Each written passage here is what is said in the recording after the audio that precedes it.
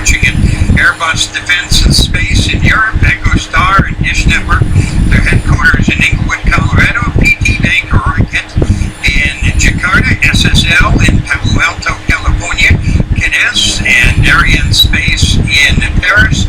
All of our industry partners all across Europe. Even my wife, who's waited so long for me to get back to Denver. Only moments to go, and we will hear the famous countdown in French from Kourou. Enjoy the show. Bateaux de l'éléo. Attention pour le décompte final.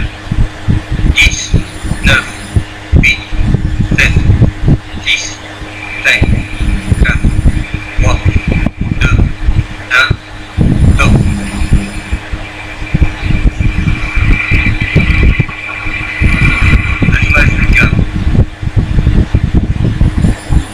L'image de la paix, décollage.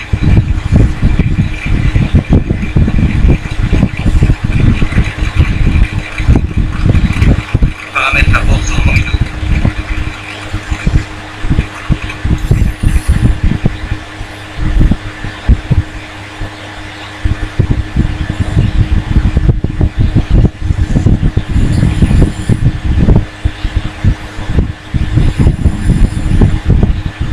One for the history books, and in the memory of the late great Muhammad Ali, the rumble in the Amazon jungle tonight is that mighty Ariane 5 ECA as she roars into the sky above Kourou. My 10th time that I've called a launch takes my breath away every time. We're 57 seconds into the flight. Ariane 5 breaking the sound barrier here in Kourou, and the massive Jupiter facility beginning to shake right now as the launcher roars out over Devil's Island, made famous by the movie Papillon. 1,300 tons of thrust breaking the Ariane 5 free from the bonds of Earth's gravity. 90% of that power coming down from the two boosters, each one 31 meters tall, 100 feet. They're burning 240 tons of solid propellant in 2 minutes, more than 2 tons a second. When the boosters have done their job, and that'll be in less than a minute from now, Ariane will be 70 kilometers in the sky, traveling more than a mile a second, faster than a speeding bullet. And you can see on the bottom of the screen the numbers, pertinent numbers for tonight's launch, and that data being collected from Galiad, a tracking station on the big hill behind us here in Jupiter. Engineers there evaluating all the data in real time. 2:07 into the flight, the VIP is still on the patio, and they're waiting for the burnout and jettison of the twin solid rocket boosters coming up in about 3 seconds right now. And you will be hearing the announcement of the separation of the EAPs, the boosters, and the boosters will have done their job. They will fall away, and we won't need them any longer. And that will be occurring there. You see the animation. We've now lost about 600 tons worth of weight. The mass of the launcher, 180 tons, and all that's gone in about 2 minutes. The lighter we get, the faster we go. The next major event will be the jettisoning of the fairing. We'll see that in a moment. It will be gone in about a second. And it has protected the satellites on the ground, and in their early minutes of the flight into the sky, there you see the animation of the cloth or the fairing going away.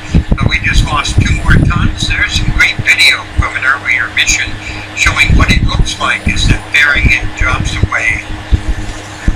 And the launcher is now 118 kilometers above Earth. We're technically in space.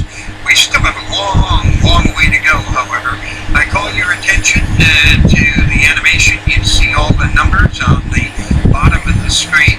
And we also will be watching the desired flight path in a moment on the upper right-hand side of the screen. See that curve and the green dot? We want to follow that curve perfectly. That means our performance is nominal.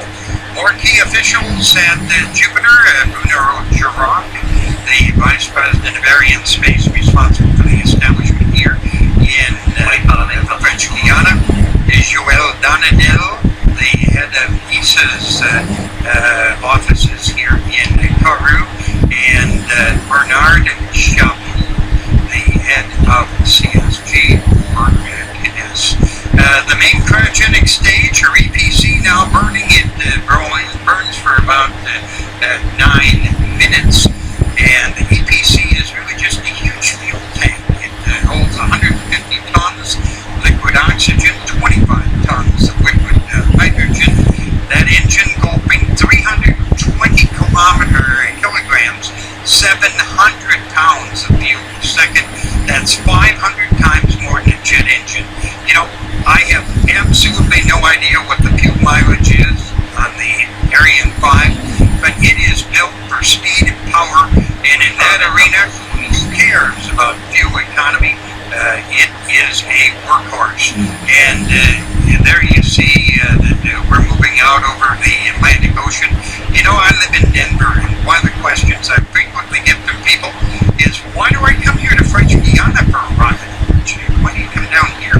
Well, the space base is only 500 kilometers, 300 miles north of the equator. The Earth rotates faster at the equator than it does, say, at Kennedy Space Center in Florida. Thus, the Ariane 5 gets a huge boost from the Earth's rotation. This allows satellite operators, in many cases, to launch heavier payloads, add more fuel to their burns, and increase their operational life. And that generates more revenue. Just one more reason that Arianespace is the undisputed champion of the commercial satellite launch industry. Oh, you know, and another question people ask, what about hurricanes? Well, I'm not a meteorologist, but the European Space Agency evaluated locations for the base. One thing they learned, hurricanes in the Western Hemisphere don't drop this low. Look at those pictures of the replay, just 6 minutes, 28 seconds into flight as the Ariane 5 roared off the launch pad here in French Guiana. And, you know, seeing it roar off the pad reminds me of one other thing. You can never say never, but French Guiana doesn't have earthquakes.